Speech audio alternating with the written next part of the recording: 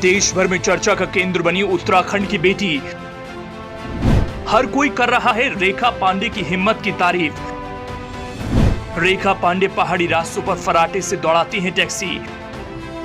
उत्तराखंड की पहली महिला टैक्सी ड्राइवर बनी रेखा पांडे। पहाड़ों पर अनगिनत प्रतिभाएं हैं जो अक्सर अपना लोहा मनवा चुकी हैं। दुनिया को बता चुकी हैं कि पहाड़ों पर रहने वाले लोग किसी से कम नहीं।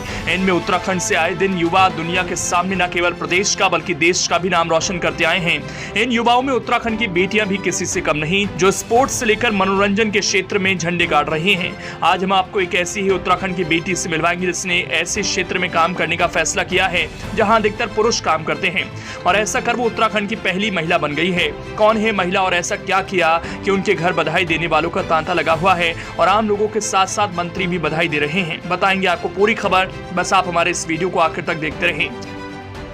दरअसल उत्तराखंड की एक बेटी है रेखा पांडे, जो शादीशुदा है और जिनके पति टैक्सी चलाते थे, जिससे घर का खर्चा चलता था। लेकिन एक दिन इनके पति की तबीयत खराब हो गई, जिससे परिवार पर मुसीबतों का पहाड़ टूट पड़ा। एक तो पति की बीमारी का खर्चा और ऊपर से पति के टैक्सी चलाने से जो आमदनी हुआ करती थी वो भी बंद हो गई।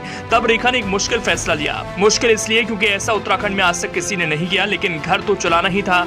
इसलिए रेखा ने अपने पति की टैक्सी चलाने का फैसला किया, जिससे सुनकर सब हैरान रह गए। कई लोगों ने रेखा के इस फैसले का विरोध भी किया, लेकिन रेखा अपने फैसले पर अड़ी रही और अब करीब पिछले 2-3 महीने से रेखा खुद अपने पति की टैक्सी चलाती हैं और प्रतिदिन यात्रियों को रानीखेत से हल्द्वानी और हल्द्वानी से रानीखेत तक लाती हैं। रेखा की इस इच्छा शक्ति से रानीखेत ही नहीं बल्कि पूरे प्रदेश के लोग उनकी तारीफ करते नहीं थक रहे। रेखा टैक्सी चलाकर अपने परिवार का भरण पोषण तो कर ही रही हैं, साथ ही उन महिलाओं को प्रेरित कर रही हैं जो कुछ करने का सोच रही हैं लेकिन समाज के डर से नहीं कर पा रही।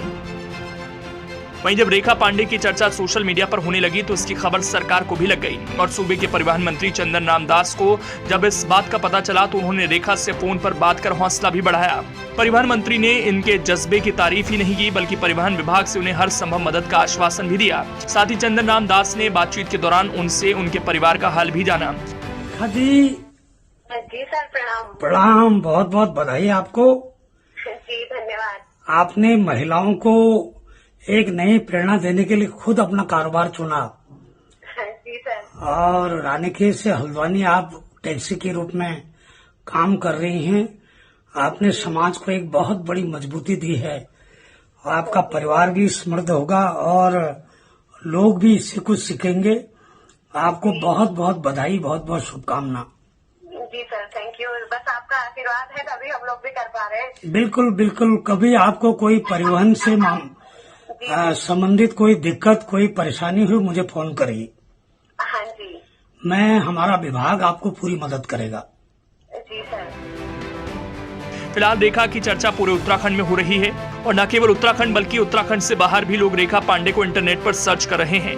दरअसल रेखा पांडे ने अपनी हिम्मत और जज्बे से यहां तक साबित कर दिखाया कि महिलाएं किसी भी क्षेत्र में पुरुष प्रधान समाज से पीछे नहीं। वैसे रेखा के साहस भरे फैसले से सबसे ज्यादा प्रभावित गांव की महिलाएं होंगी, क्योंकि गांव में ही ज्यादा महिलाओं पर नियम कानून थोपे जाते हैं और महिलाएं अपने सपनों को मारकर जीने को मजबूर हो जाती हैं।